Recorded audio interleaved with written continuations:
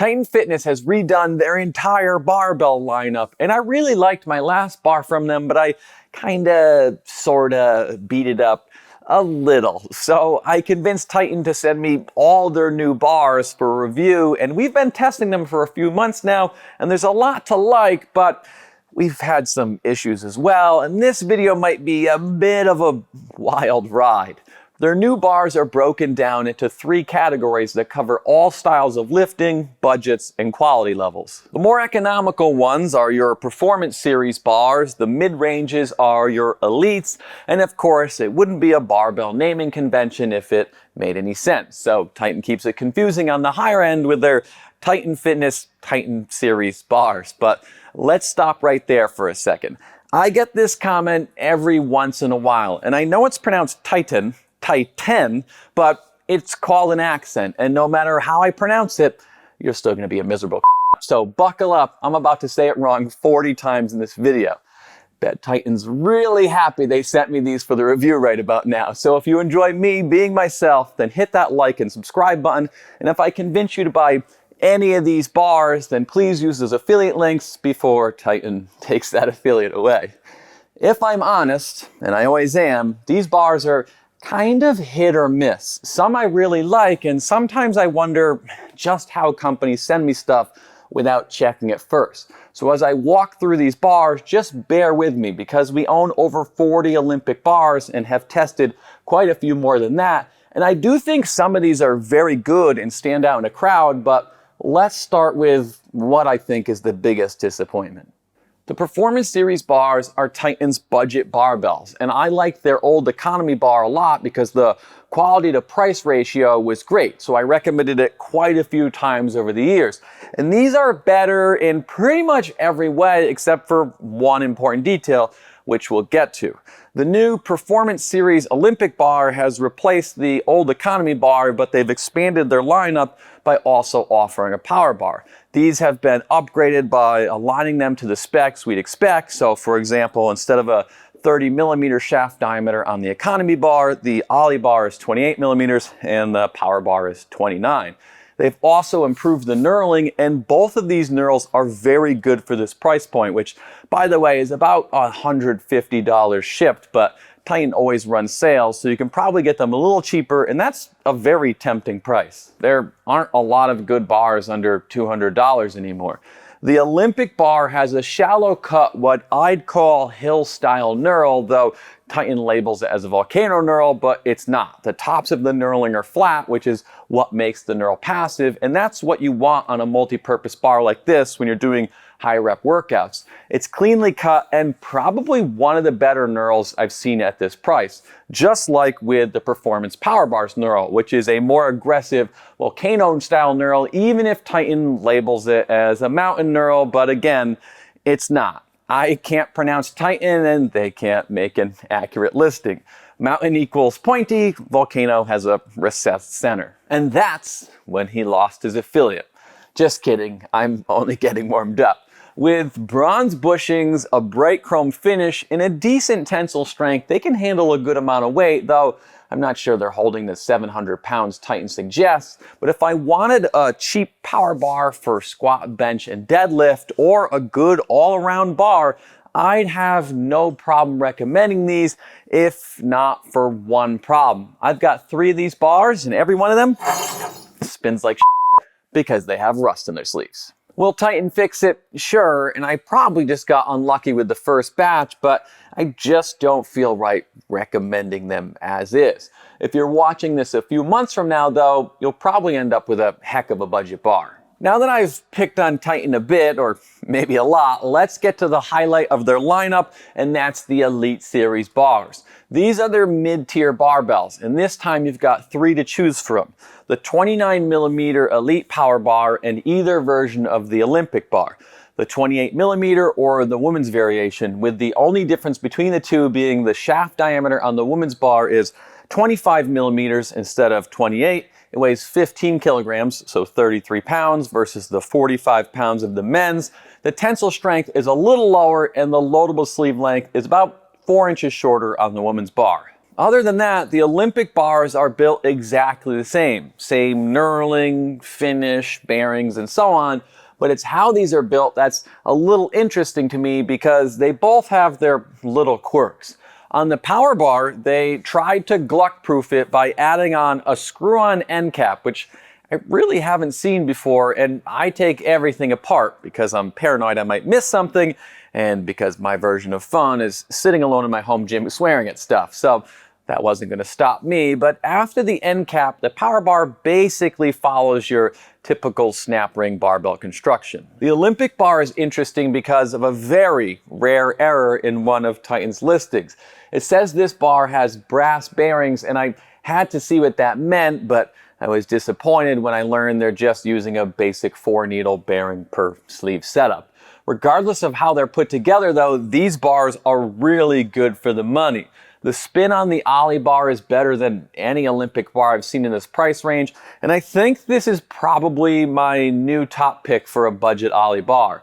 Both of these are well made, and much like Titan's old economy bar, they punch way above their price tag. The hard chrome finish on both of them is an upgrade over what you typically see for around $200.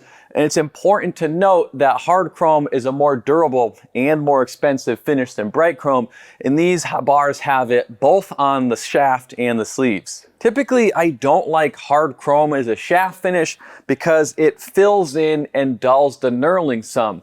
But on the Olympic bar, it dulls it just enough to make this feel really good for high rep workouts, and it's still pretty grippy. But on the power bar, this is a sharp knurl regardless of the finish, and whatever muting effect hard chrome has had on it doesn't diminish the grip. This is a very aggressive mountain knurl, much like a Texas power bar, which is what I'm assuming they're trying to emulate. Either way, Titan has really nailed the Elite series.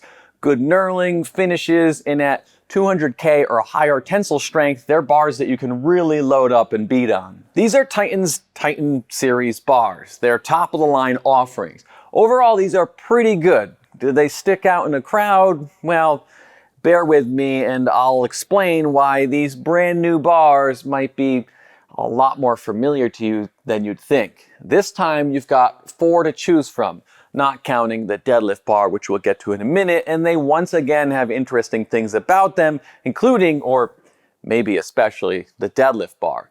These are Titan's American-made bars. The Shorty, which is exactly what it sounds like, a shorter but still rackable bar designed for smaller spaces or younger athletes looking for a lighter bar. There's the Olympic bars, and they have the 20 kilogram version and the women's 15 kilogram version, both of which have 4 different Cerakote color finish options, and the power bar, which is maybe a little different than what you'd expect, but for the most part, all of their characteristics and specs align with other bars in this price range. Your Ohio and Ohio power bars, reps variations, whoever.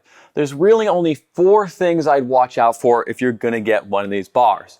1, I don't really like black zinc as a shaft finish because it wears off very easily, as my Ohio bar likes to demonstrate, and that's the finish that's on the power bar and the Shorty bar shaft. 2, I'd avoid the Cerakote variations of the Elite Olympic bars where they're using Cerakote as a sleeve finish, as my Ohio Power Bar and Bell's Onyx bars like to show why that doesn't work well. 3, the shaft diameter on the power bar is 28.5 millimeters versus your typical 29 millimeters. So if you're looking for a stiffer bar that feels more like what you'd use in a competition, that's something to note. And 4, I think the knurling on the Olympic bar might be a little aggressive for some people looking for a multi-purpose bar where you're using it for high rep workouts, or I don't know, maybe I just have baby hands. But either way, I applaud Titan for expanding their American-made product lineup. I think as a company, they're finally starting to deliver on those promises of improving their products and services. Good examples being the Squat Max MD and Titan Series adjustable bench. So what's the story with these bars? They're made by a company called Solid Bar Fitness out in Kansas who makes some great equipment. Not that I'm sure Titan wants that info out there, but they're not the only ones doing it. If you've never heard of Solid Bar, chances are you've seen or used some of their stuff without ever even knowing it. They've had their hands in the development of the open trap bar, snap ring barbell construction, and for over 30 years, they've really helped shape the industry. They make both versions of the Mars bar, Elite FTS's Iron Cowboy, Titan's American SSB, and a ton of other equipment. So why don't you know about them? They white label stuff, meaning they manufacture it and then it's labeled and sold by another brand. Now there's nothing wrong with that. It's very common, and a lot of your imported gym equipment is essentially just that, but it does mean that elements of these bars or the exact bar could be sold by another company. Does that matter? If one of these appeals to you, then no. So I just waste your time educating you a little bit? Maybe. But it does help explain why they don't stand out enough for them to make my list of favorite bars. Though, in fairness, that's an incredibly hard list to make. So who do I recommend? For a multi-purpose bar, I'd take Rep's Colorado bar over Titan's because it's cheaper since it's imported, but it's also an outstanding bar. As for a power bar, I like Rogue's Ohio Power Bar because they offer more finish options, they're better made, and if you match their finishes, Rogue's bar is actually cheaper than Titan's. I don't mean for that to take away from these. They have good knurling, the finishes are well done, as is the build quality. It's just that there are a ton of great barbells out there to choose from. That leaves us with our specialty bars, and I think I've been understanding to this point because overall Titan has done a pretty good job, but this deadlift bar. I'm sorry to the disservice I'm about to do to the 15 kilogram technique bar and aluminum technique bar, so let's give them a minute before I go overboard. These two bars for around $100 are great if you're looking for an inexpensive lightweight bar for your kids or beginners. As an elderly member of society, I had to learn ollie lifts with a piece of PVC pipe. Back then, we didn't have all this newfangled fancy stuff you young whippersnappers have. Don't know what that voice is. To be fair, my expectations aren't high at this price point, but I think these are great for the money. To keep the weight down, they have shorter sleeves, which isn't an issue since they're made for people new to training, so you're not going to be really loading them up. You actually can't really load this one up because this aluminum shaft has a weight capacity of 65 pounds, but it does result in this bar only weighing 15 pounds. Technically, the 15 kilogram technique bar can be loaded up some. I think they list its capacity at 500 pounds. They're just using a lower tensile strength steel. So outside of that, it's very much just a lighter, shorter bar. I should mention the shafts are a little shorter too. As you can see, they're still rackable in a 47-inch wide rack, but they're pretty tight in a 49-inch rack. So much like this explanation, these bars are short and sweet, and I really like them. Which brings us to this one. Listen, I'm happy it's American made. The knurl is okay, though the bright zinc finish tends to make it feel a little slick, which isn't ideal on a deadlift bar, but I can get over that. I don't even mind the 28.5 millimeter shaft diameter versus your 27 millimeter on this type of bar. Sure, you don't get as much flex to help you break the weight off the ground, but there's been other mammoth style deadlift bars at 29 millimeters, so maybe that's what they were going for. My issue with this is the positioning of the knurling. The knurl is your direct connection with the bar. If this sucks, the bar sucks. And the problem here is the knurling doesn't come in far enough. We've got 4 deadlift bars currently, and the friggin' knurl on Titan's bar is 2 inches further out per side versus the others. That means it messes with your hand positioning. For me, my arms end up out too wide, where I can't fully grip the bar because of the angle my arms are forced into. It's like I can't get the shaft into the meat of my hands.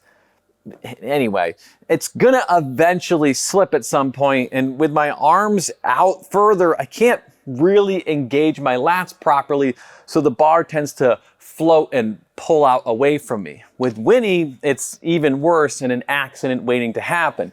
And don't tell me it'll save your shins during deadlift. Just be like Winnie and rock your cutest deadlift socks. It's a home gym. Who's gonna judge you? But I'd avoid this even when on sale. Go with Rep, Rogue, or Titan. The prices are all basically the same and they're all better than this. So let me know what you think. Did I miss something? Are there other bars or equipment you want us to check out? If you want an in-depth breakdown on barbells, their knurling, finishes, everything, then check out this video right here. Thanks to our Patreons, links in the description, and thanks for watching.